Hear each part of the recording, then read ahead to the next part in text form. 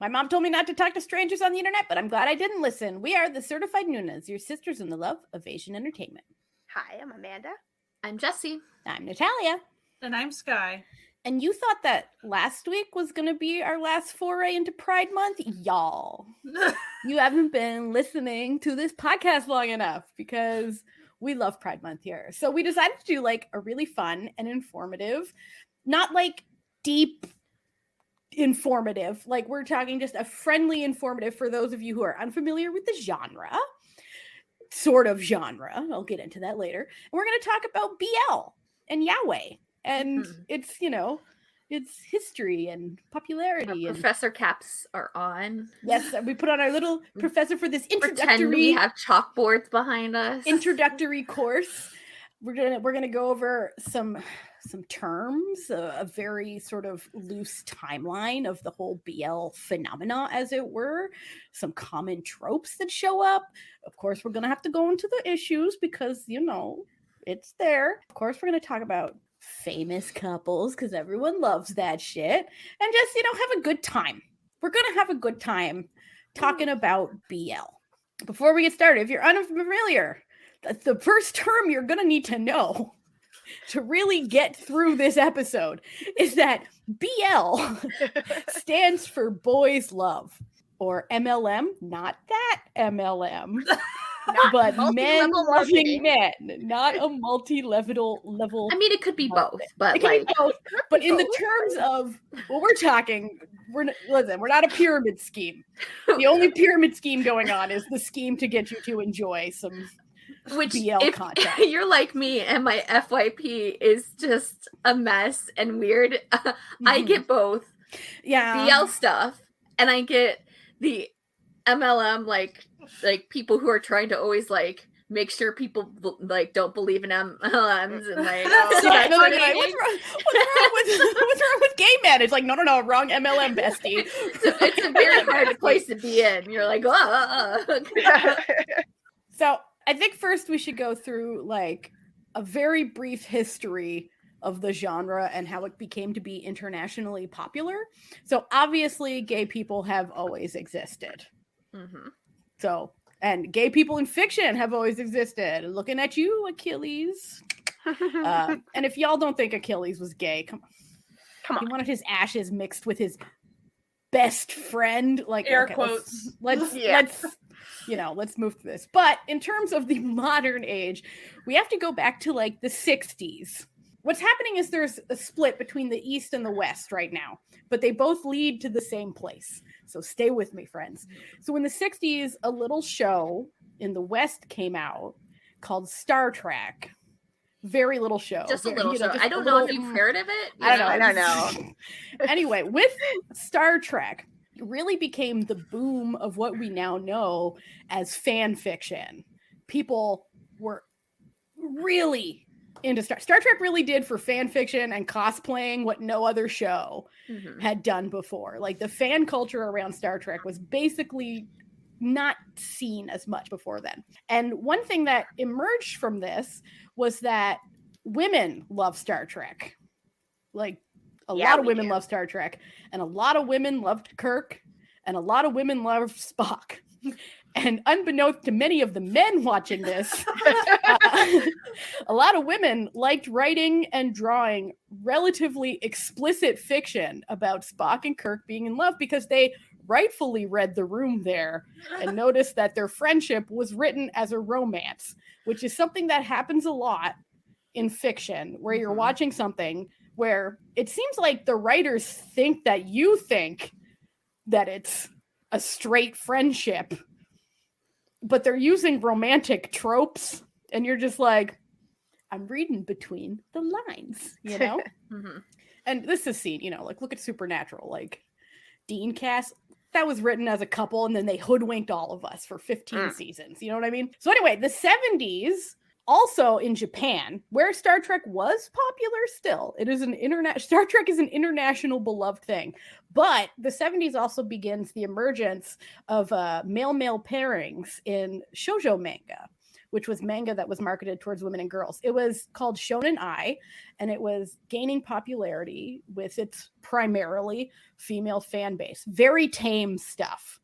Like, if you've ever read like a Shonen Ai manga, they're not the webtoons that you may they're like mostly like what you would see is like a fluffy romances. Almost so would be the like best description. Yeah, no sexual content, like nothing of that. But of course, the world is horny. So there's an underground. That's maybe human. Wait, the human beings gonna human being and be horny, and so.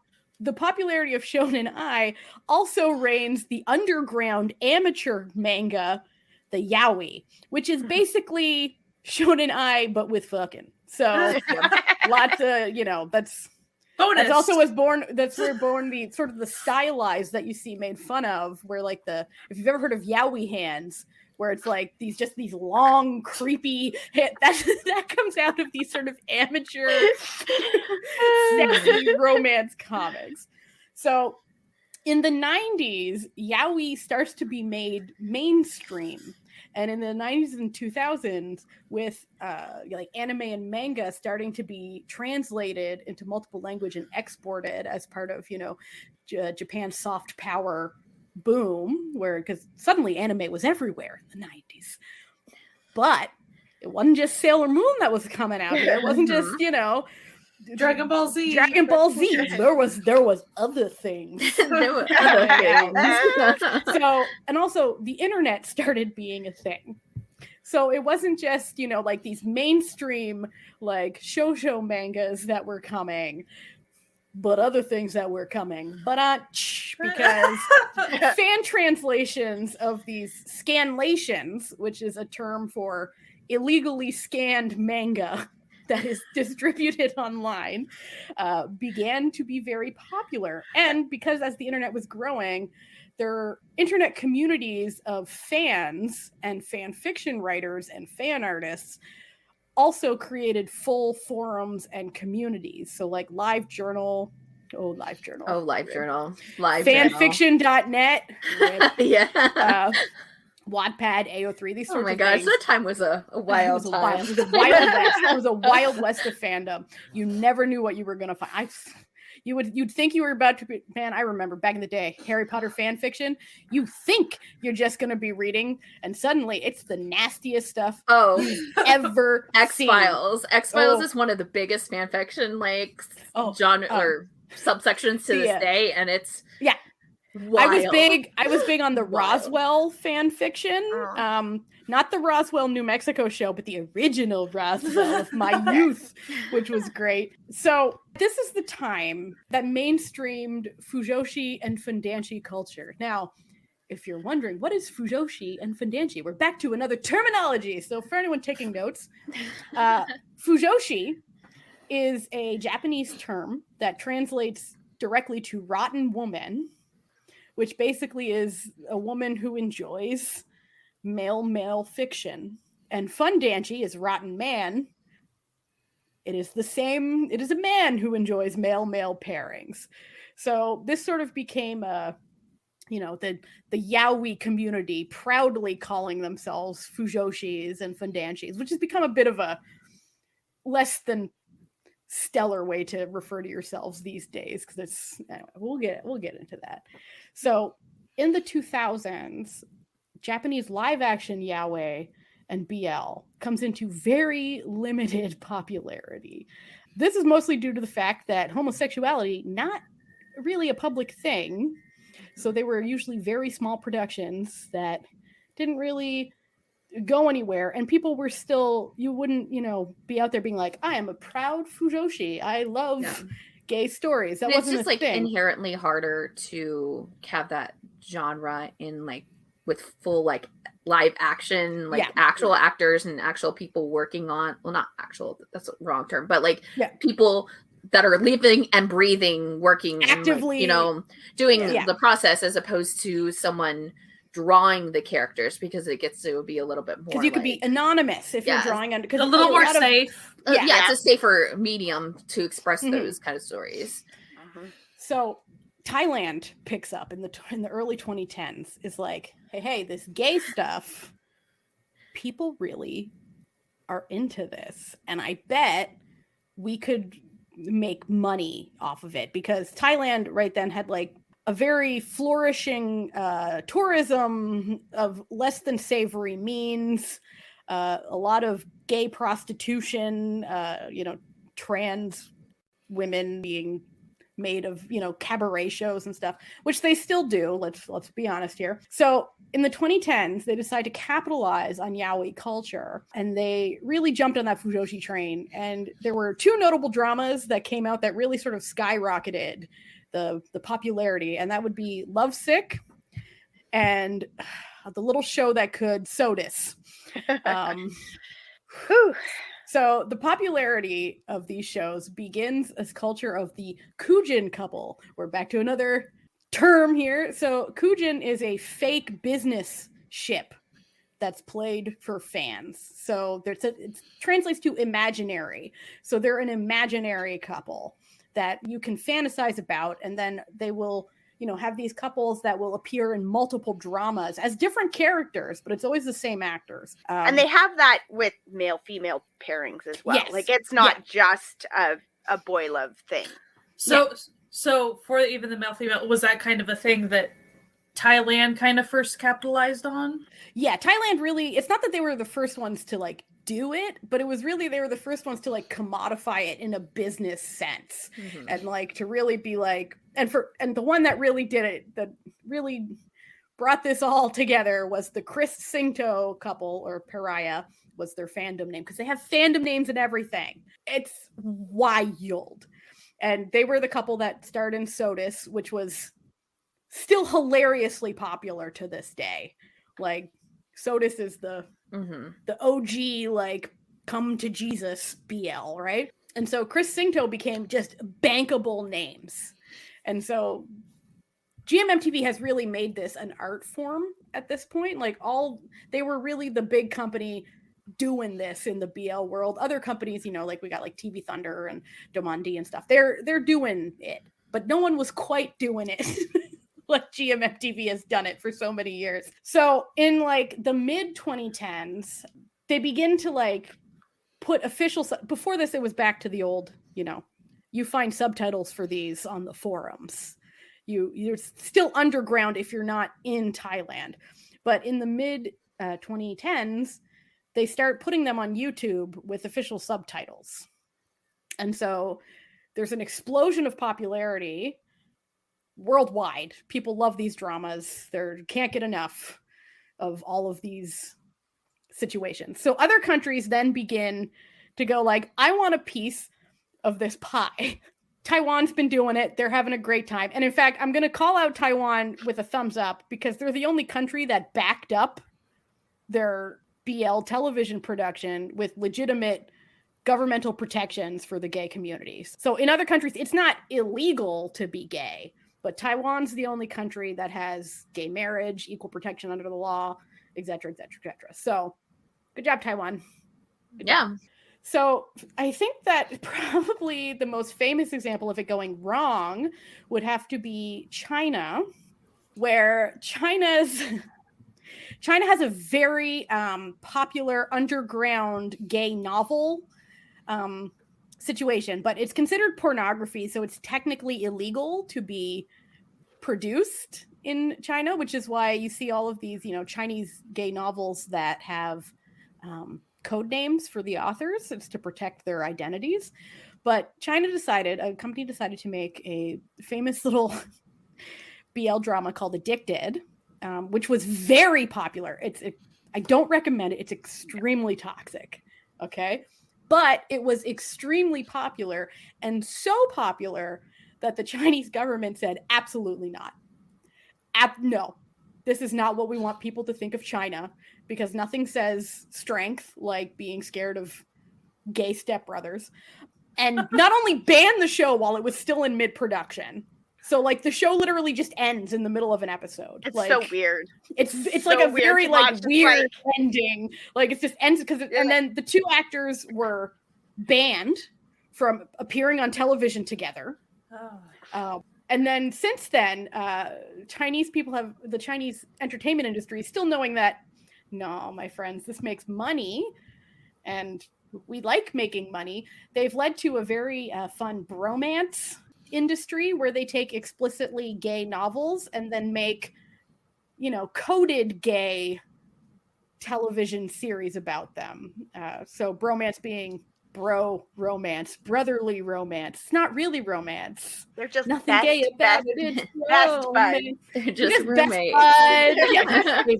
Soulmates. 5 feet apart because they're not gay. Yeah, literally, there's some where they call each other their soulmates, but it's like not in a gay way. Like, don't worry about it.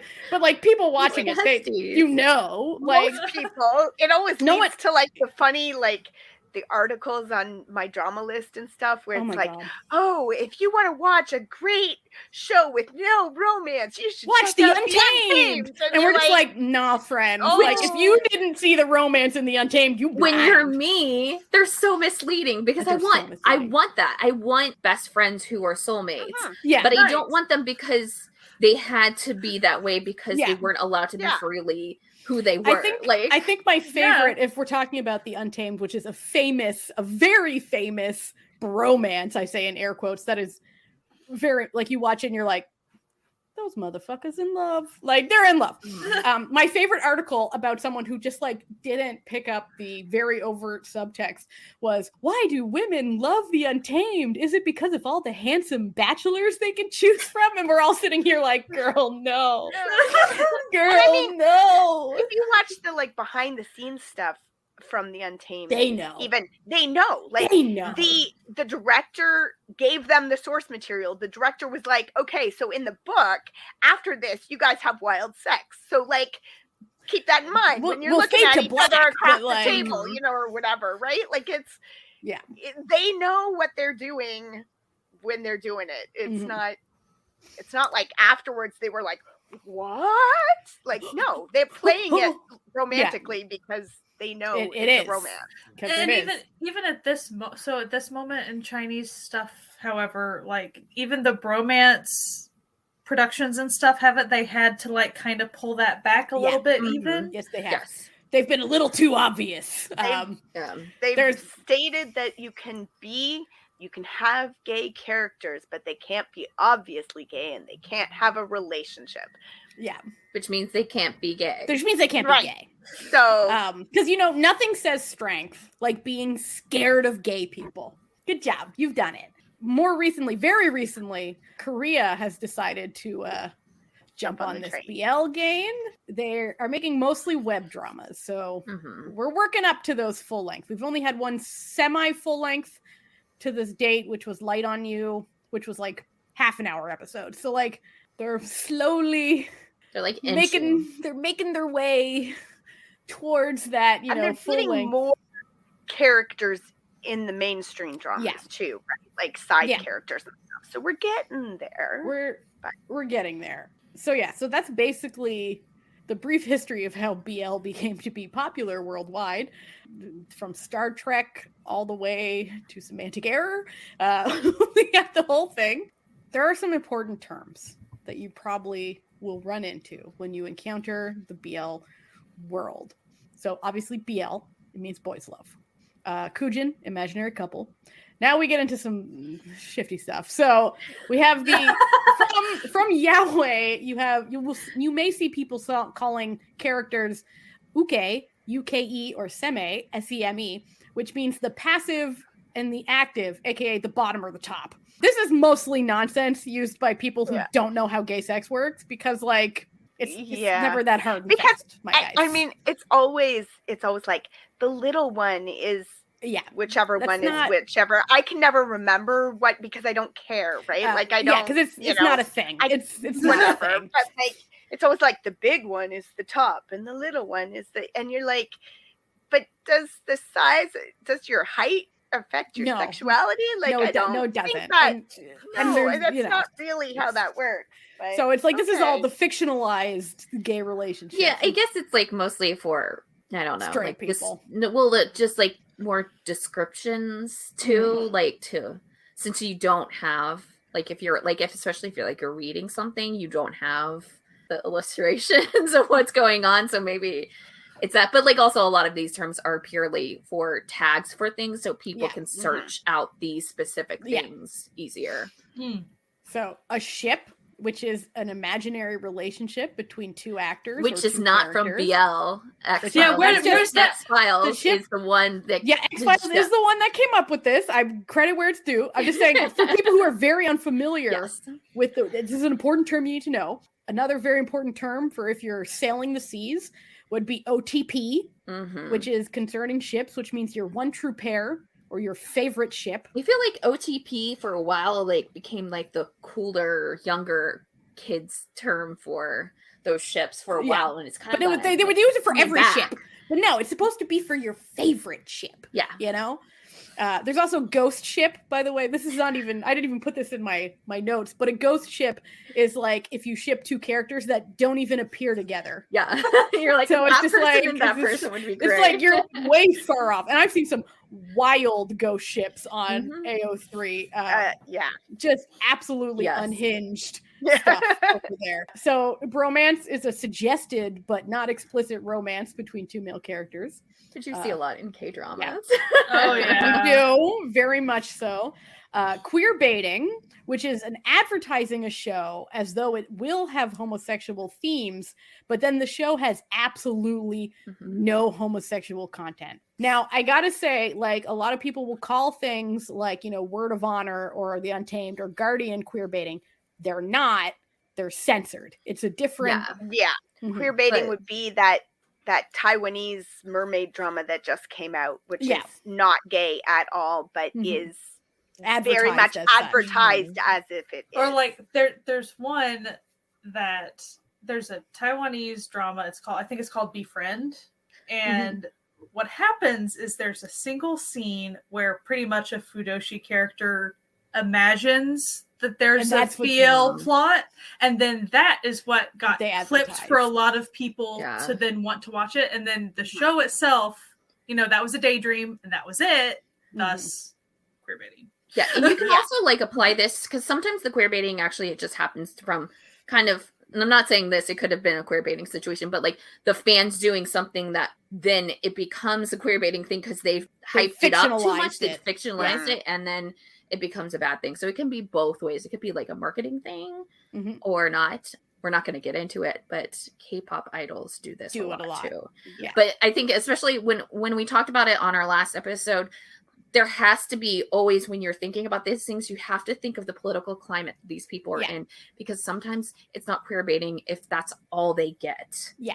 So you just have to kind of like put yourself in the position of what like they actually have to look at things through different lenses, because sometimes it's not quite what you think. But like an example of even on the Western side of things, so like Our Flag Means Death, which we all know now is the gay pirate show. However, right when it was out and people were, watching it, everything was light enough to where it was like, is it really a thing? They were wondering if they were being queer baited, and you're so used to being queer baited within these shows to where it's just light enough to where it's like, they're going to turn it, aren't they? And they're going to say no. And then they didn't say no. They allowed those to be relationships. And it was very intentional. A very funny TikTok about a woman who was talking to her ex-husband, and he had started watching it. And she was like, "Oh, you love that gay pirate show, huh?" And he's like, "I don't think it's that gay." And she was like, "Wait, pardon? Excuse me?" And he didn't pick up all the subtext. Yeah, he didn't pick up the subtext because straight men, apparently a lot of straight men can't see gay subtext because of because there's like they're friends. They're friends. But eventually, that's what it is. And see, this haven't figured this it is out the yet. problem. But the point was the show could have, and that's so all these the queer audience was like watching it, holding their breath, going, "Oh, they're going to turn it just like every other Western show. They're going to give us the bait, and then they're going to switch it." And then they didn't switch it. They actually allowed those relationships to fully develop. And then they're like, "Thank you." Like they were amazed that they actually got what they were promised. And this is because a lot of, I would say, probably straight male writers and directors don't realize that when they're writing platonic friendships, they're using romantic tropes. And so we, as the audience who knows these romantic tropes, they're romantic tropes.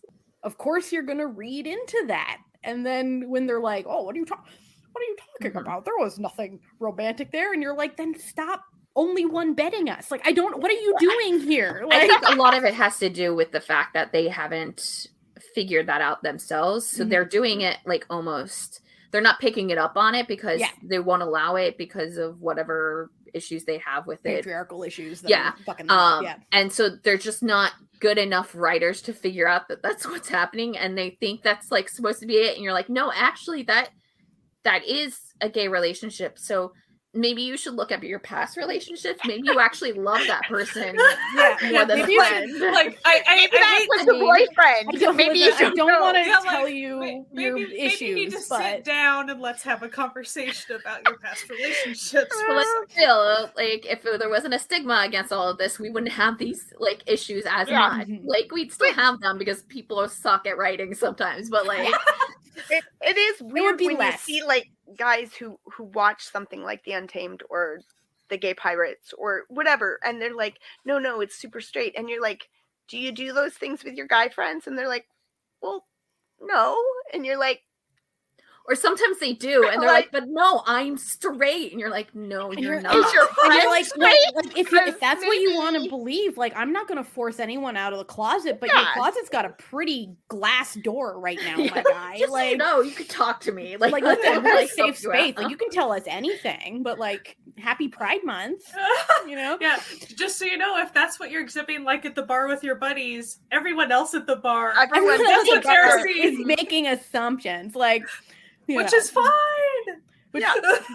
Anyway, MLM is men loving men, and WLW is women loving women, and GL is girls love. And then finally, and this applies primarily to Thai dramas, but it is important to know because if you're unaware of this one thing, some things will become very odd if you've never seen SOTUS, because all the future engineering based romances reference SOTUS without you being aware of it, and that is the gear. So it's a trope to Thai BL, which for a long time featured college romances where one or both of the couples were engineering students. They all had like gears to indicate, like a little gear on a necklace to indicate they were engineering students, and they would exchange them like engagement rings. So it's like, I want to give you my gear is like, I want to go steady with you.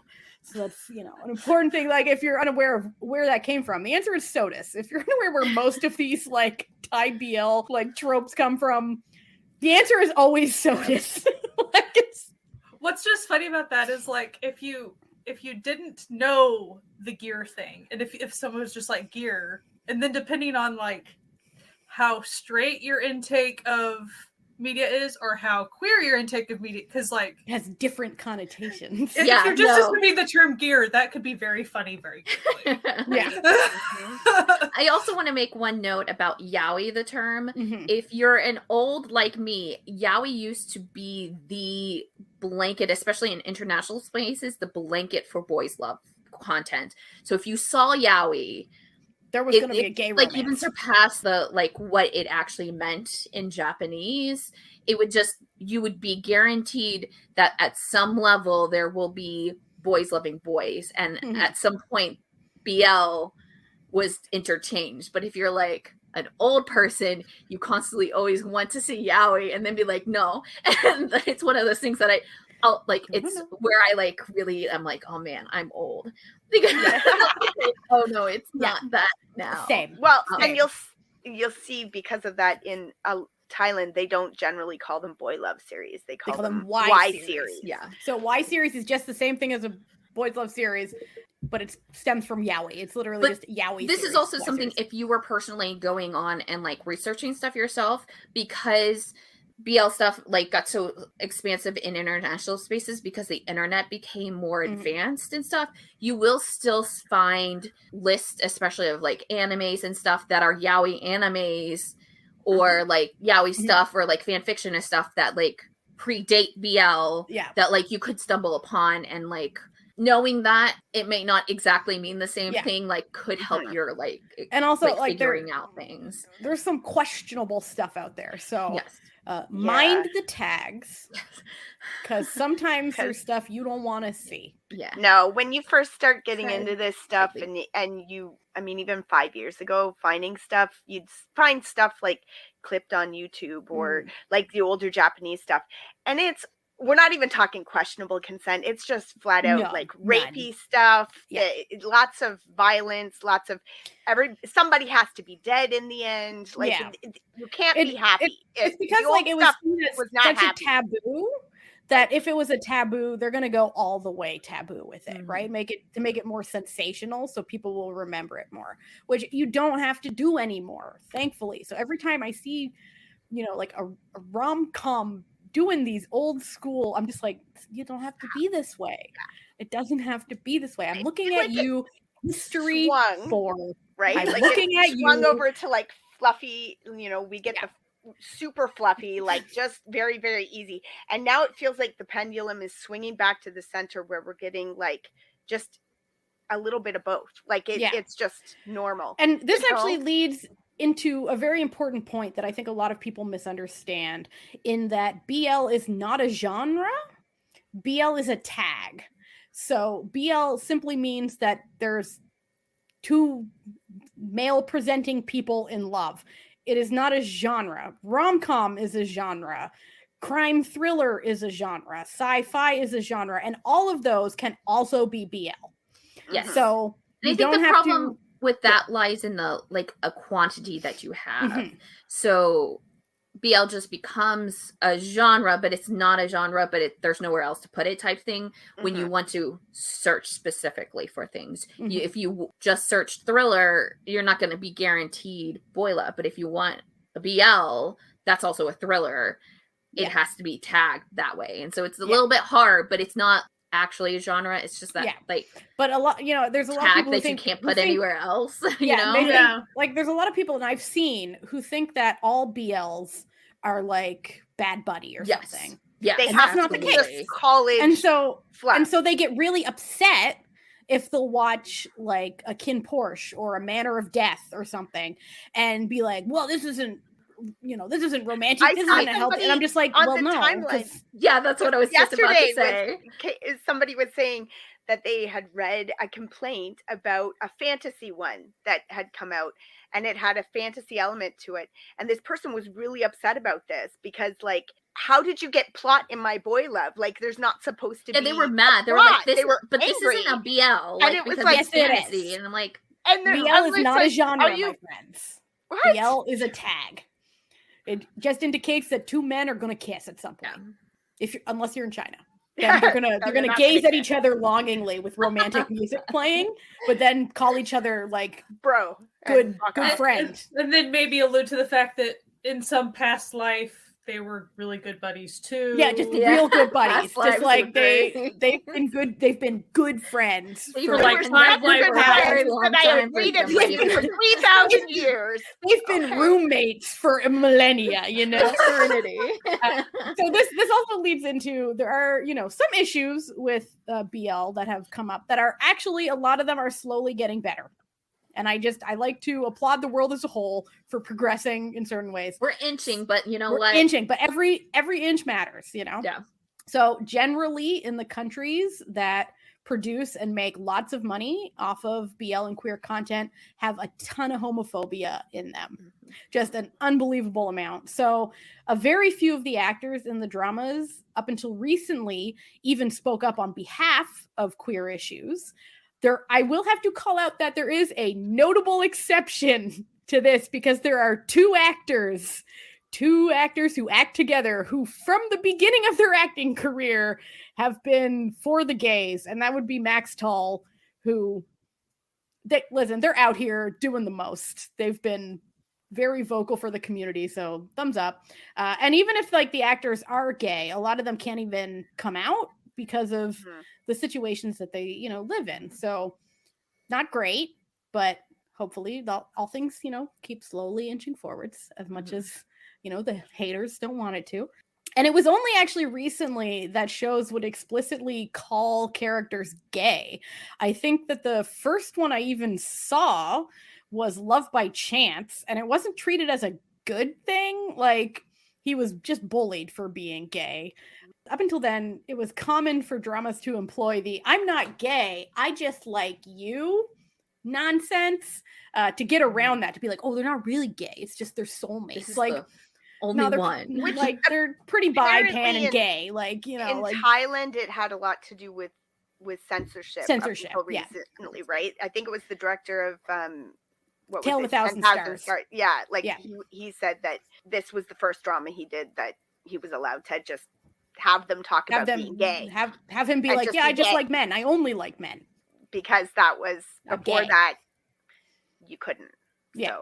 But so see, even look, a small step forward for nothing mankind, against, right? You know, there are people who are bisexual. There are people who are what's that one where demisexual. Demisexual, right? So like, I just always read it as demisexual. Okay, I guess everybody's a demisexual in Thailand. I guess I'm just like sitting here like. I don't know.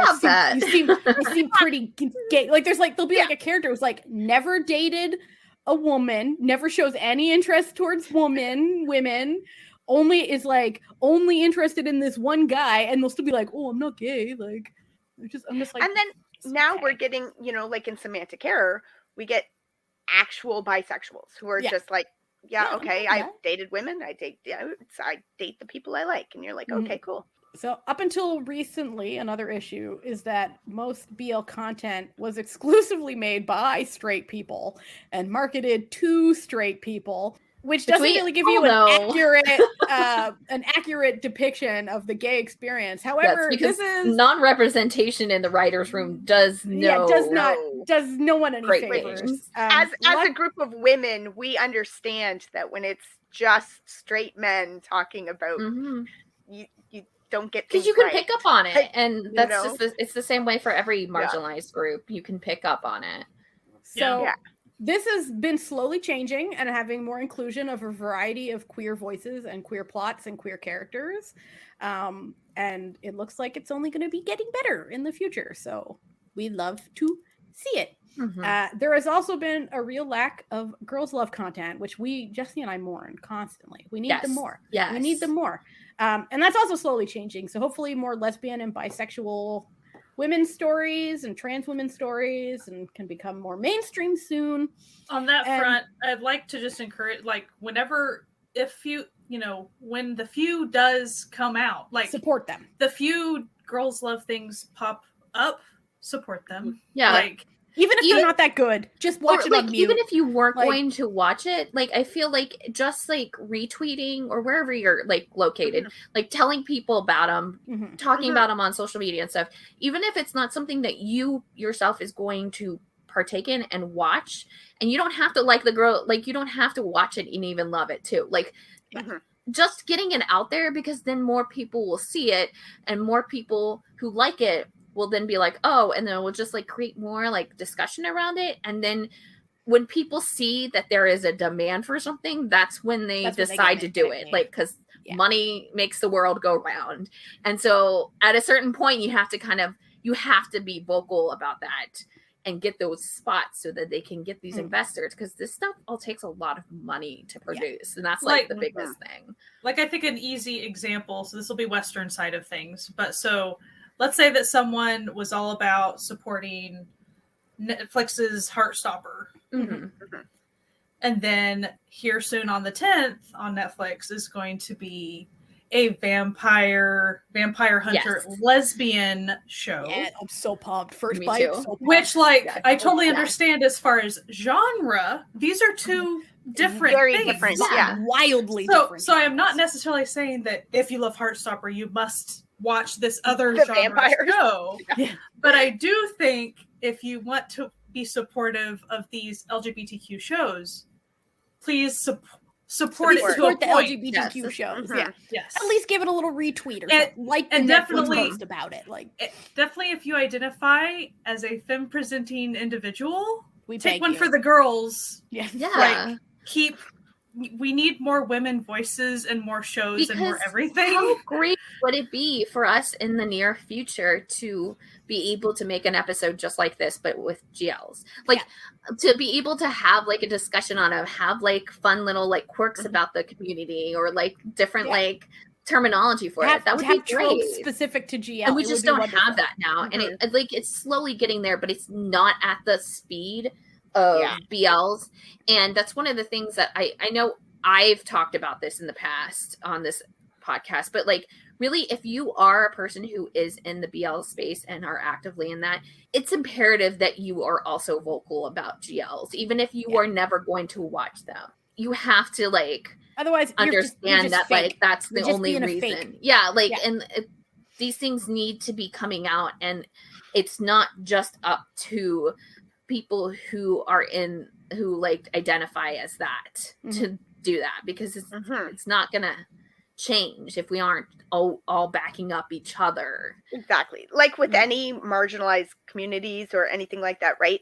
If You'll white have to people work together. speak up for the people of color, if men don't speak up for women, like it always has to be, everybody has to speak, or else the voices get lost, right?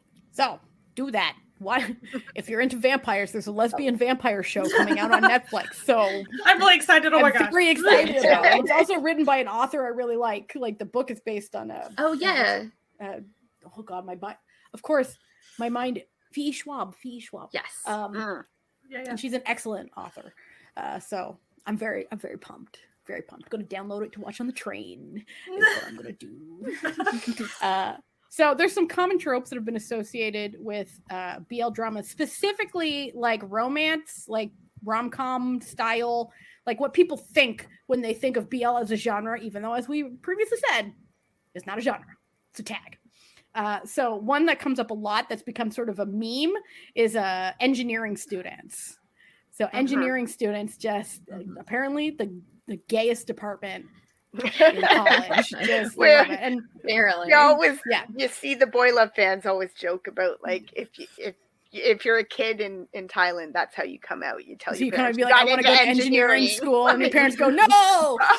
So, and then sometimes they'll romance architecture students because apparently engineering and architecture has beef, so it makes like a good like rivals to lovers. A lot of like romancing medical students too. Like apparently the doctors also pretty gay. All these professionals are just super duper gay. Another common thing that comes up is female characters in these dramas not realizing that gay men exist and apparently being just blindsided. Just absolutely blind to the fact that this extremely gay person is gay. And so like they'll think that they're competing for like, they'll be like, yeah, if I just dress sexy, this person will like me. And it's like, I'm gay. Like, no, it's very clear they're not into you. Yeah. So another thing that comes up less so frequently now, but for a couple of years, this was a really popular one, which would be that, and it does come up again. I'm looking at you, love mechanics. I'm looking at you, engineering students. They can't help themselves. Is that one of the characters will have a girlfriend, but will have like a guy on the side. So like they'll be cheating on their girlfriend with a guy. And then like, that leads to just sheer shenanigans. But it's like, ooh, so taboo. The bisexual panic. We don't like it. Okay? We don't need this. We don't like cheating in general. We don't like cheating in general. And also it gives bisexual people a bad name. And it's unfair.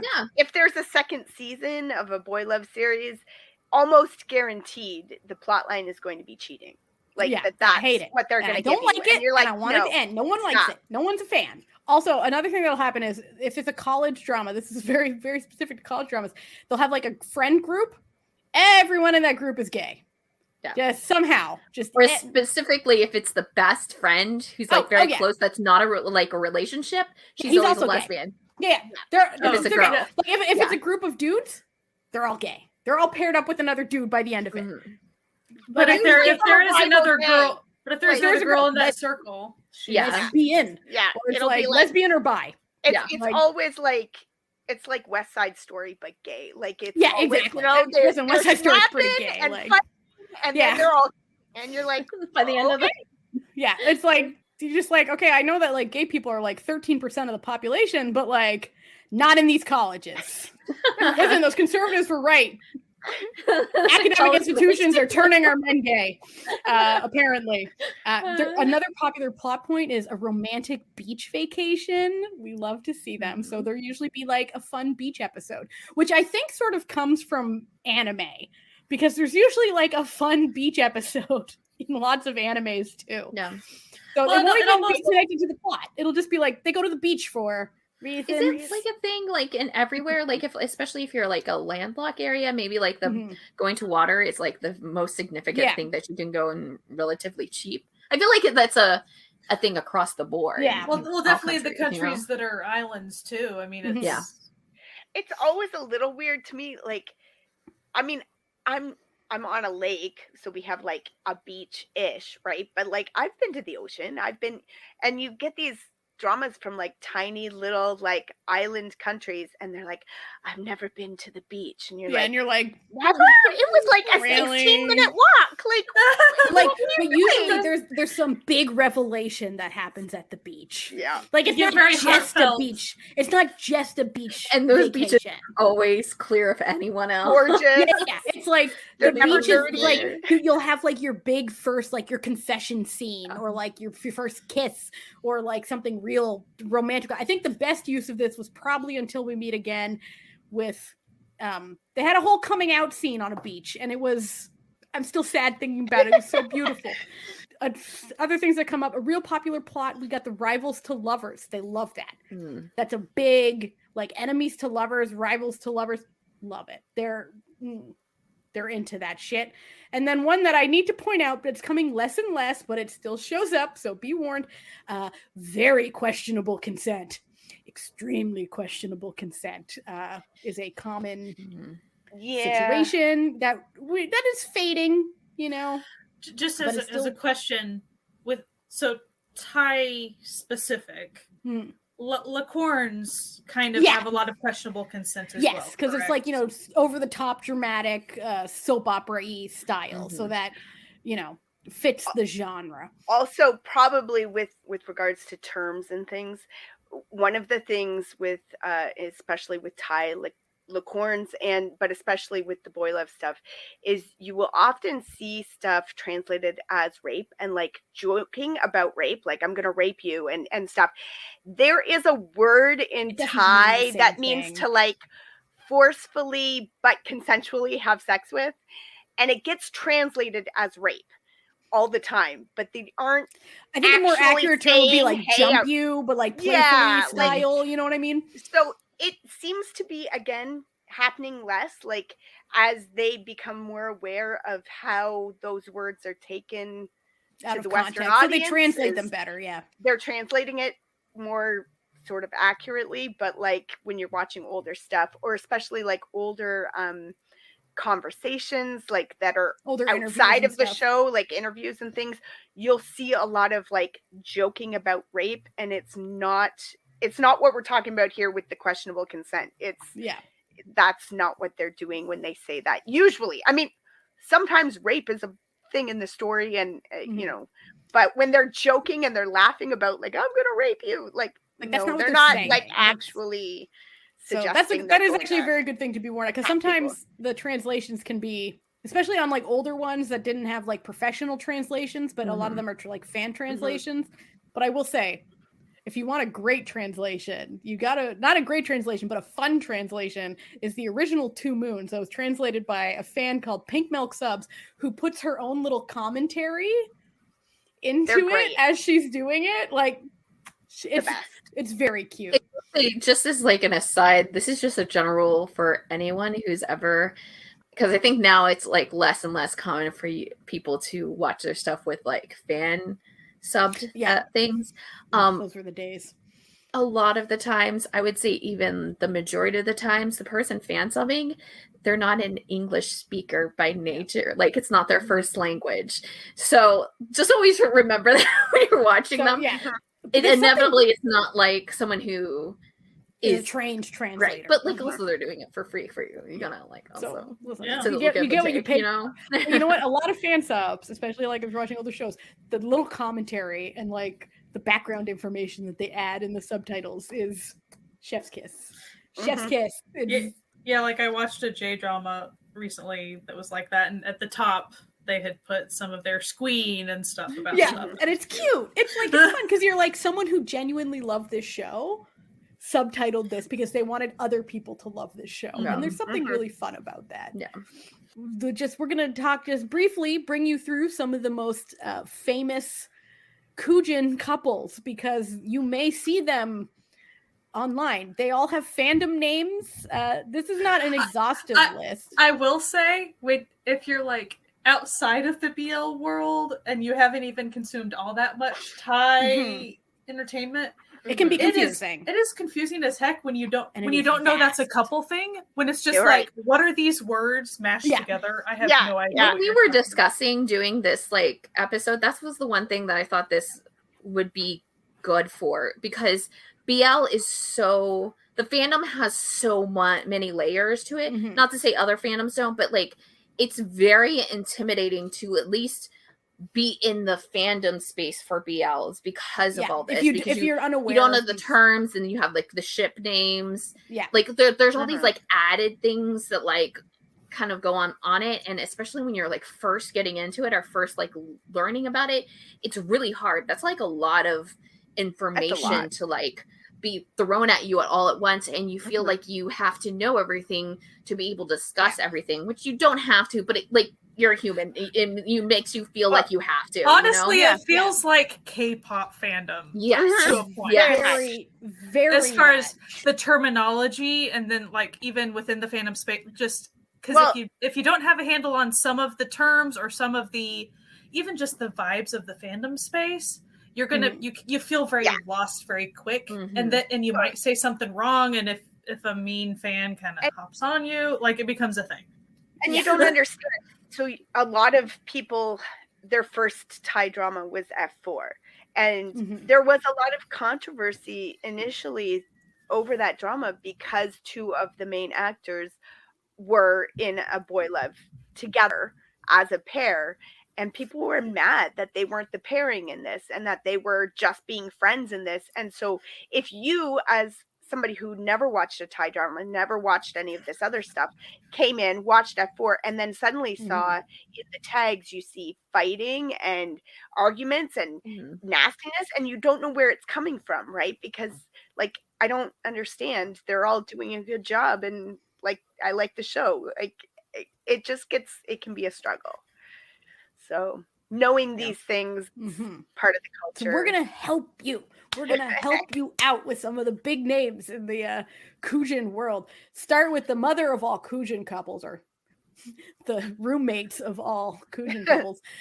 We've got Pariah, which are the fandom for Singto and Christ.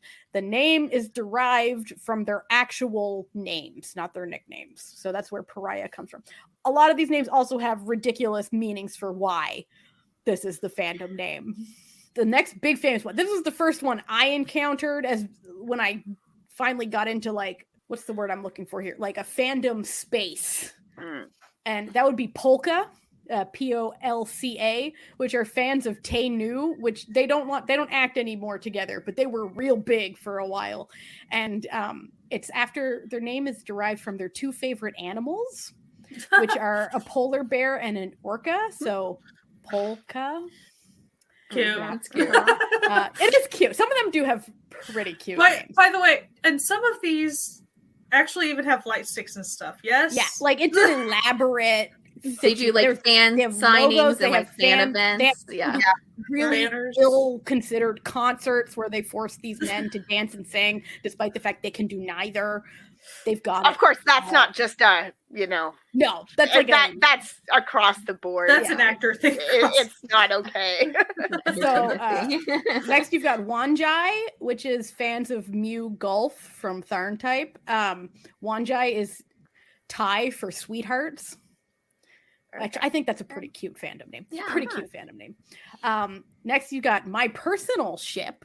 The ones I like the best, Bobby, which are fans of Afghan. And I must admit, I don't love the ship name, but it is really stupid where it comes from.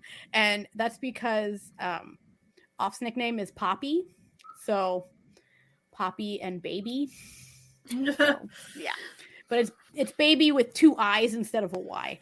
the unofficial, because Max Tull do not have an official fandom name, but unofficially people call themselves Fireflies because their love for them lights up the night. Aww. Cute. This one's really, the fandom name is also not an official fandom name, but it's really funny as to why it's a fandom name. And it's fans of Drake and Frank, who used to be a GMMTV couple, but Frank has moved on. I love Drake, though. He's the one I refer to as eyebrows. Yeah, eyebrows. He's got great eyebrows. And they're called pigeons. And the reason they're called pigeons is because Drake and Frank don't ever post on social media, so they only get crumbs. Oh, pigeons and crumbs. So Monterre are fans of Kim Kopp, who are a very famous ship that just keeps going. They were in the original Two Moons. They were in Gen Y. They were in Close Friends, You're My Candy. They're still going strong. And also, just in time for Pride Month, we're all very proud of them. Kopp just came out as non-binary. So, congratulations, Kopp. So, Monterre comes from their full nicknames because it's Kimon and Copter. So, Monterre. Fans of Earth and Cow are called Nineheart because cow means 9. And it's just cute, and Earth is very cute. So and Earth, his tags on it's Cooheart. Stuff was Cooheart, so Nineheart. That was My Blue are fans of Fluke and Ohm, another one of my personal faves. They're in everything, and they just picked it because they liked it. Literally, that was just Fluke and Ohm just picked it because they liked it. There was a bunch of people submitted possible fandom names. And they said, we like this one. And so that was the fandom name. Me Too are fans of Jimmy and Tommy from Why Are You? I don't actually know why they're called Me Too, but they are. The next one I do know, and that's the Broccoli's, who are fans of Boone and Prem. And they're called Broccoli's because in Until We Meet Again, there is a scene where Boone's character says you have to, it's Christmas time, and they're like, you have to kiss me if I'm under the mistletoe, and he pulls out a full head of broccoli with a bow tied on it and holds it above his head. So it became sort of a meme that it's like, you don't know what mistletoe looks like, and then they became Broccoli's. Trigon is fans of a very cursed ship, but a very famous popular ship, which is Perth Saint. Saint has way moved on from this. He's gone, okay? He doesn't stay in ships. Saint is a free agent. He's like, I'm an actor, not a fake boyfriend. So good for him. And Trigon comes from Tiger and Dragon. And then finally, another ship from way back when, J9, which is Jung and 9. No longer a thing. But you know what? People still love them. And they're still friends. Yeah. So it all works nicely. Those are the big ones. There's of course 5 billion more. Mm-hmm. So I'm not sure we quite said this explicitly, but whenever the company capitalizes on these things, they have fan meetings and handshake times, and so it's not like a one-off thing typically. No, it goes on for years, and it's not just people using this as a way to talk about people. But them combining their names to shorten it, like we do with they have other official famous fan couples clubs. or something. They have official These are merch. They huge have things. Imagine Afghan a has K-pop their own fandom. television show. They had their own sleepover TV show. It's so adorable where they would interview other actors and have them sleep over at their apartment. Yeah, it was sleepover with it was Afghan Fun Night where they would have other actors and other ships just come to this bedroom that they had set up, and then they would just eat and chat and do shenanigans. And a lot of these ships showed up on that. If you're at GMMTV, you showed up on Afghan Fun Night at some point, To just piggyback on that a little bit, so Korea is starting to do this a little. Yeah. They haven't quite figured out how to the marketability yet. I follow one actor kid who is in one of the recent Korean BLs, and I was even unaware after the BL that he was in was done, which was Cherry Blossoms After Winter, I think the name. Mm-hmm. Those two actors had a joint fan meeting thing because of those, because of that thing, and then probably the Semantic Error kids would have, if one of them didn't hop over to the military. Yeah. I would probably have guessed they would have probably banked on that a little bit more. Well, yeah, but you also kind of see this has already been a thing in Korean entertainment too, where like maybe a popular coupling, because it's always in the straights. Straights get everything annoying, but like, you know, a popular coupling, if both of the actors actually also happen to be singers as well, they'll do like a duet, like and do some like other like fan type events too. So it's like they're pulling from what they already kind of do, and especially in K-pop spaces too, like fan events is like a huge thing. And when you're doing BLs with K-pop idols all the time, it's just like easy. They already but know then the they're game. also they know seeing the what like they're obviously people are studying other countries' entertainment. Like that's like across the board, everybody's doing the that, smart right? thing to do. So they see that, and I think they see that like what they're doing, and specifically Thailand, and they're kind of Thailand's made it an art form. They've made shipping an art form at this point. Like to the point where there was one couple, like a straight couple from one of the early dramas that I watched, who were actually together in real life, and they posted together on IG all the time. But I didn't know if they were actually together in real life or not, because I thought it was just a thing because they were in a show together. And then it was like, oh no, they were really in love. They're actually in love. That's couple, nice. You know? Cool. They pulled a whole Hyuna Dawn on you. Yeah. Another popular thing to do, which is popular in straight cinema too, but there's a lot of underground, online, famous gay novels and comic books that then get turned into popular BL shows. So I just wanted to run through a little list of some of the most popular came from a novel stuff, just for people who are curious. So of course, I call the MAME universe. I could do a whole episode on MAME and her problems. Okay, she's a mess. But she has written some very popular, questionable novels that became popular, questionable shows. So she wrote Love by Chance. She wrote My White Whale, darn type. Can't get rid of it.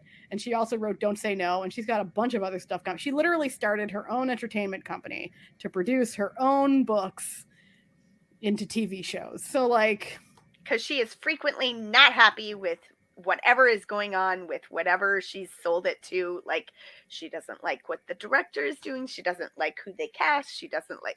She's very picky, but writes some of the most toxic relationships I've ever seen. Like straight to jail. We always joke we're like straight to jail. Scale it down, like, can we make this a little less rapey? And she's like, that's not what's in the book. And you're like, yeah, but the book's a little rapey, my guy. Like I get that you have like a weird rape kink, but like that's the rest of us don't, you know.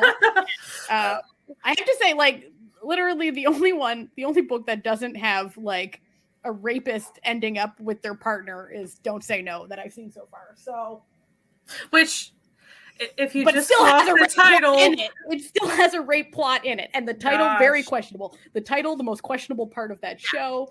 But moving on, it's popular at the moment. Kin Porsche, based on a novel, based on a much less tame than the show novel. So, if you were having problems with the content of the show, do not pick up the book. Love Stage was a manga, which then became an anime, which then became a Japanese movie, which then became a Thai show. So they've been getting some good like mileage out of Love Stage. Yeah. They've, 2 Moons, which they're still trying to make the 3rd iteration of. They should give up, but listen, they're trying. This production company doesn't learn. So 2 Moons was based on it was a pretty cute little book, nothing too questionable in it. Cherry Magic, based on a manga, just sweet fluff. Semantic Error, based on a webtoon. Theory of Love, based on a novel, and I think was probably the most accurate to the novel that I've seen so far. Except, I dare say, they made the character, like, they made Off's character less hateable than he was in the book. And that's saying something, because if you've seen Theory of Love, for the first half of that show, you hate this guy. You're just like, this guy fucking sucks. Addicted, a classic. Addicted was based on a novel. Advance Bravely, which I have a personal theory about the show Advance Bravely, which was also another canceled before it could be finished Chinese show that wasn't explicit, but was pretty explicit at the same time, that I think was another they got pulled by censors situation, because they're like, oh yeah, we're just bros who lie in bed shirtless together, and one can only fall asleep strip each other down when he rubs his back until he goes to sleep. Yeah, just normal friend tings. Normal. Stupid show, but stupid book too, but still fun. Guardian, Chef's Kiss. Guardian is great. It's another Chinese bromance. The Untamed, Chinese bromance. Lovesick, the OG Thai BL, Lovesick. That was also based on a novel. My Engineer, which brought Stuart to my life. So if you've heard me talk about Stuart, he plays a character that I love, and I love him in My Engineer. Until We Meet Again, which is a very good novel and a very good show, and Why Are You is also a novel. So all of these based on novels, and just like in straight media, they got to mine the written word for and the Untamed books are like, they're available English translations with gorgeous covers. Like, go to the bookstore and they're probably on an end cap somewhere. And Heaven's Official Blessing is like, that's all the same universe type. It is in the same. It's by the same author. It's not like the same universe, but there is a animated version of Heaven's Official Blessing. There's also an animated version of The Untamed as well. And there's also a comic of The Untamed, which is called The Master of Demonic Cultivation, is the actual title of the book series. Yeah. The comic and the books are pretty spicy. So it takes a while to get spicy, but once it gets spicy, it goes spicy. So if that's something that you're, maybe don't read the comic on the bus, If you've only ever watched The Untamed and you go into the spaces, you'll see the phrase every day means every day. Oh boy. They're talking about sex. Every day.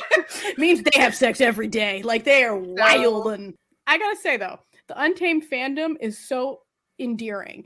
During the first year of the pandemic, AO3 did their yearly, what's the most popular, tags and fandoms. It was The Untamed. People fucking love The Untamed. They just couldn't get enough. And that was before the official English translations existed. So people were reading machine translated, and they were just I need more of this. And there's so many fan fictions, so many cafes and colleges and there's some real good shit. I read this one. It's not even on AO3 anymore. It got removed, and it's sad because it was one of the best fics I've ever read. And it was about them, but they were modern detective ghost hunters. Chef's Kiss. It had everything. I was like, this is the perfect novel. Boom. And it's here for free for me to read. What are you doing? Oh, fandom's the best. So now you may be wondering, where can I watch some of these fantastic dramas that you've presented to me? Of course, Gaga Ooh La La.